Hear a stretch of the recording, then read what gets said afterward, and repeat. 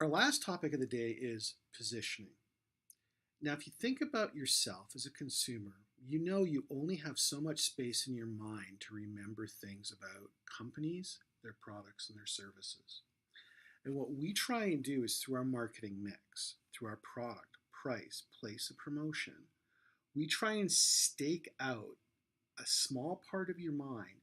So when you think about that product category, we immediately pop into mind. We immediately become part of the evoked set, as we talked about earlier. The positioning that we use is based upon that product, price, place, and promotion. That position that we have is how you see us in your mind relative to all the other options for solving that particular issue for that particular product or category or use or category. So what we want to do is we have to find out, again, by talking to consumers, not thinking about it ourselves, but by talking to our customers, we need to find out what's important to them when they buy. Now remember we talked about the multi-attribute model, and the multi-attribute model had, here are issues that we measure against in terms of importance on a scale of 1 to 10, where 1 is unimportant, 10 is very important. Well, we want to find those now. And then what we want to do is we want to create either a 2 or a 3D chart that shows where we fit on those either two options, could be price or quality, could be service level and speed, whatever they are, or 3 dimensions. And we want to see where we are versus the competitors versus where the ideal is. Now, how do we come up with our position? Well, remember in the multi-attribute model, where the first thing we did is we said we're going to score the attributes. Then what we're going to do is we're going to score, going across the top, how each of the individual players in the market scores on those attributes. Do you agree or disagree on a scale of 1 to 10? This particular company matches this attribute. Well, that allows us to start positioning it on this map. Once you've got the positioning map, now you can see where the ideal is, and you can try and move towards that by changing your marketing mix. You can see where your competitors are, so you know who's a more direct competitor or which way you can compete against that competitor, what you want to change so that you're better positioned than they are. And what you want to change is something to do with your marketing mix. Okay?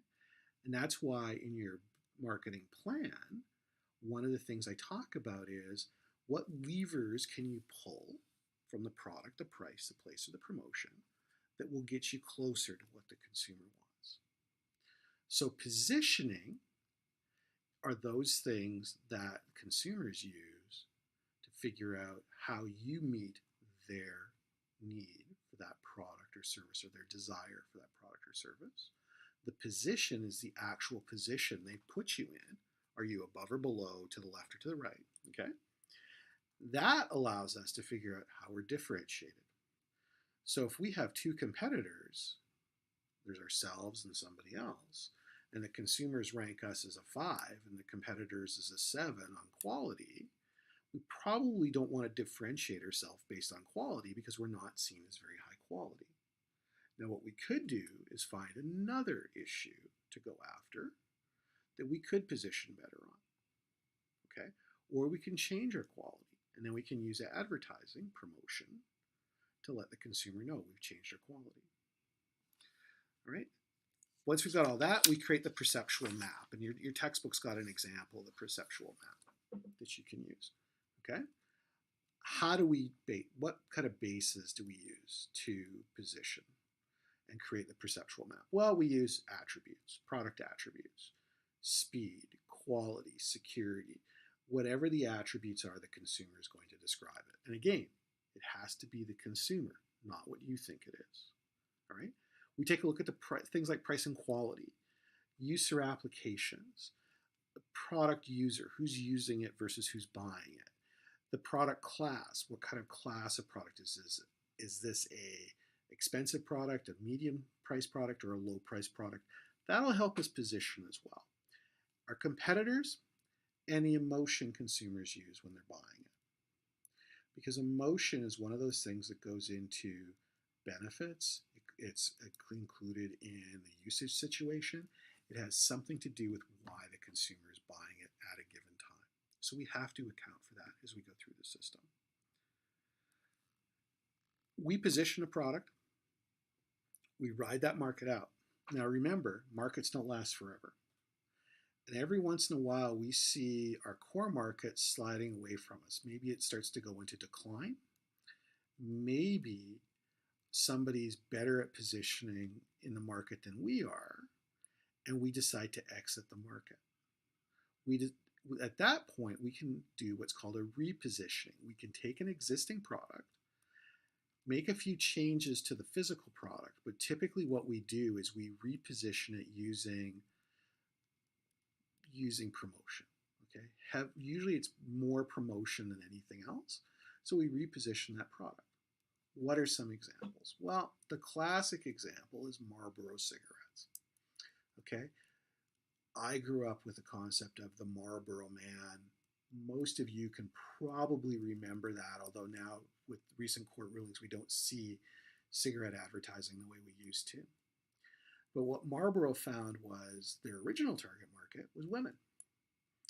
And when they noticed that the female market started to drop off because other tobacco companies and the makers of Marlboro were coming up with products better suited to the female market, they didn't want to lose Marlboro. They decided to reposition it. So they took it from being a cigarette targeted towards women, and they moved it towards this rugged, Western, outdoorsy kind of guy approach.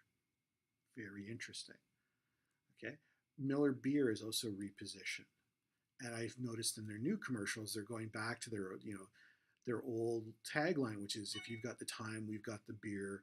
We're the champagne of beers." And that they used to really differentiate themselves, clear bottle, based upon their taste, all sorts of things that moved them.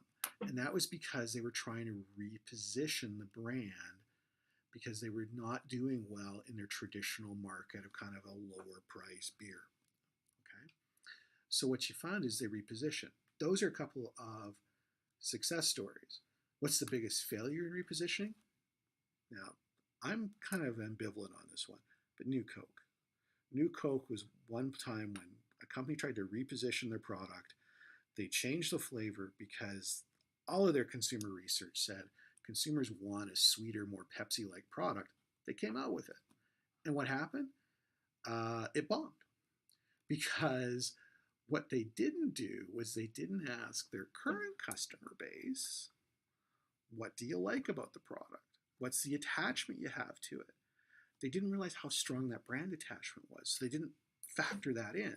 Well, what did Coke have to do? Well, they had to bring back classic Coke, which was Old Coke. And eventually, Old Coke replaced New Coke. I think they stopped actually producing the new Coke formula about 3-4 years ago. Okay, so it's a great example of a product repositioning that didn't go so well because they didn't spend a lot of time looking at their customer base. Okay, that's it. Hope you enjoyed today's lectures. And I've put some extra videos in for you to take a look at, discuss on the discussion board.